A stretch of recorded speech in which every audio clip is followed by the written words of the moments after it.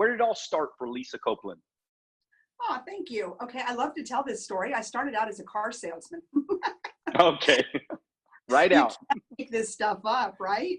I started out as a car sales professional, I like to say now, but back then you were just a car salesman in the mid 80s in Dallas, Texas. And, I worked my way up through the dealership world, very, very male dominated.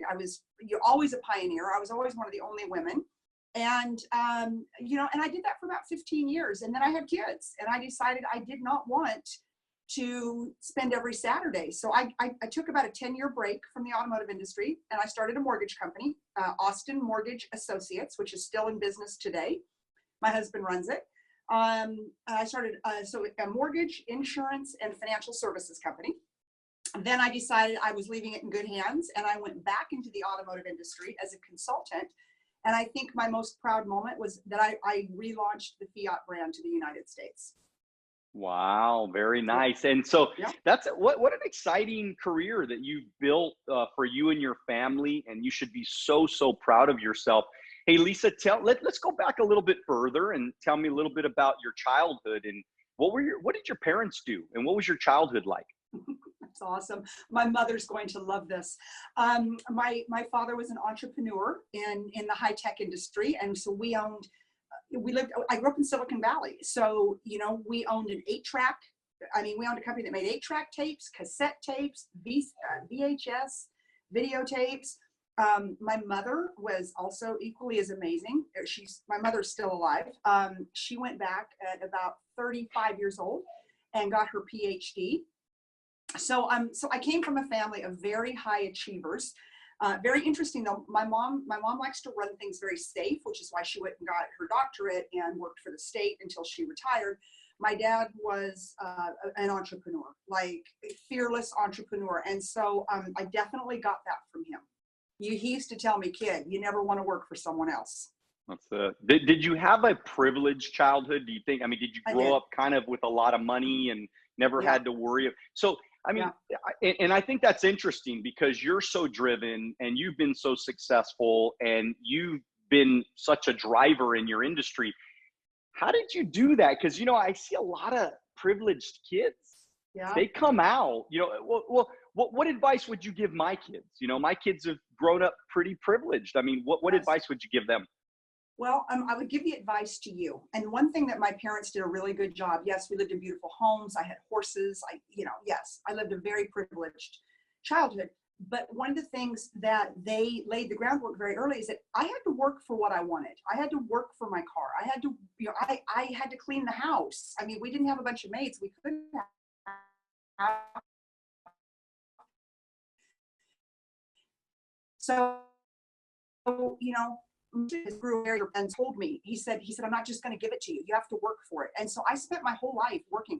I got my first job at 14 years old. I lied about my age because back then, they couldn't check. And it was at Farrell's Ice Cream. And you had to be 15 to work in the state of California. And I was like 13 and a half. And I went and I had taken the bus down there and I came home and I told my dad, I got a job. And he goes, good. He goes, how'd you get a job? You're not old enough. I told him I was 15. My dad said, good. You're also a good negotiator. That was his answer. Not like, oh my God, you broke the law. He was happy I had a job. And it was on the other side. I lived in San Jose. It was on the other side of San Jose. I got on a bus every afternoon after school and I took the bus down to Farrell's and I was a waitress and I took the bus home and it was like an hour bus ride each way. And I don't know why I picked that, but I just knew from an early age I wanted to work because I wanted to have money.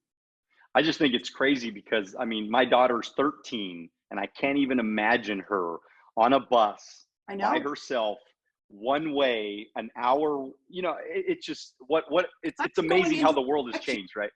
Yes, and I was going into East San Jose, so I was going into a pretty sketchy part of town. That's crazy. But you know what? So, what doesn't kill you makes you stronger. That's it. And if you understand that if you want something bad enough, you'll figure out how to navigate the waters. Well, I think that's why, the next thing I want to kind of jump into, because you have a few words that are very important to you and, words like fearless. What does fearless mean to you? What really is fearless? Right. So when I talk about being fearless, I talk about fearing less, fear.less. And that is to take one extra step today that you wouldn't have taken yesterday, right? And it is to try to fear less, because I think if you're fearless, I think you're reckless. But if you can push yourself into a mindset that you're willing to fear less, to take a chance, to make that, especially if you're in sales, right? To make that phone call, to make that follow-up, to, you know, to cold call that client that maybe yesterday you're like, oh, I know they're going to reject me, so I'm just not going to do it. No, fear less, make the call, right? And that's what I think, that's what binds people. You know, there are people out there that are, you know, people say to me, I think you're fearless. I am a pretty fearless person. You know, I was born that way. I don't think most people are like me. You know, I'll go drive a car at 190 miles an hour. You know, I will go do whatever, but that's born. But the majority of people let fear block them. And so when I talk about it, I'm like, you've got to learn to fear less, you know, face everything and rise, you know, not, you know, I mean, that's it. It's to face everything and rise. That should be your definition of fear. And for some people, it's a process. It is a process for most people, because I think that we've been, especially society, we've been bred, or we've been, you know, brainwashed into thinking that the world is scary, though. Don't you think, because of news? Yes, but the news makes it more scary than it really is. You know, I mean, I believe that we're such a fear-based society. Yes, we have to fear less, because we're so scared of everything. We're scared to talk to people. We're scared to ask for what we want. We're scared of what people think about us. We're scared. I mean, people are freaking walking around like scared zombies in the world today. And it's sad. It really is sad. So I love that fear less. That makes a lot of sense. Initiative. What is initiative? So it's taking the first step, you know. So in my acronym FIERCE, I do a daily show called 15 Minutes of Fierce, and FIERCE is an acronym.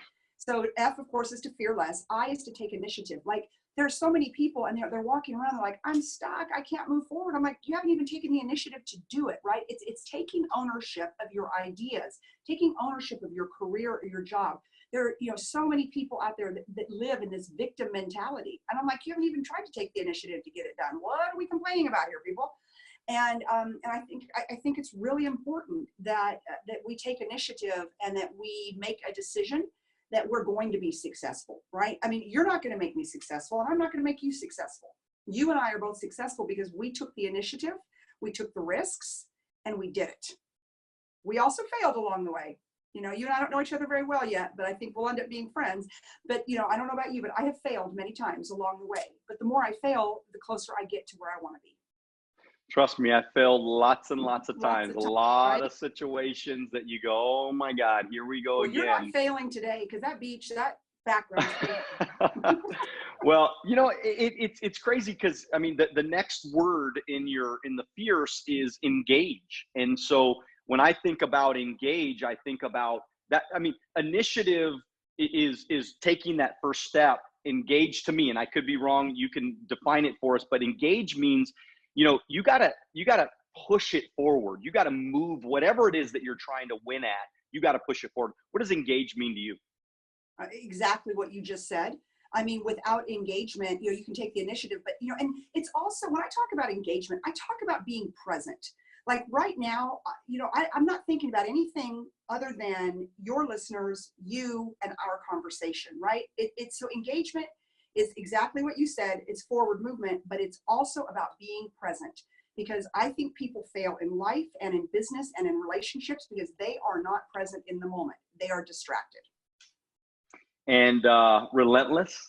Oh, I love Relentless. You've got to be relentless. You know, my first book was called Crushing Mediocrity: 10 Ways to Rise Above the Status Quo. And, you know, and I got beat up for the book. Oh, mediocrity, you know, and I'm like, hey, I'm not saying mediocrity is bad. It isn't. The whole world is mediocre, but I don't want to be mediocre, and I don't want people to work for me to be mediocre. And, you know, people that are mediocre, they're the ones who walk around, you know, popping Xanax all day long, because there is no purpose, right? Nothing's thrusting them forward, a higher or greater purpose. So I believe that once you have landed on what that is, what your purpose is, what you were put on planet Earth to do, that you've got to be relentless in the pursuit of that, and you've got to be relentless in the pursuit of excellence. Thank you for watching our short clips on Alonzo Academy. If you'd like to watch the next short clip, click here. If you'd like to watch the entire podcast, click here.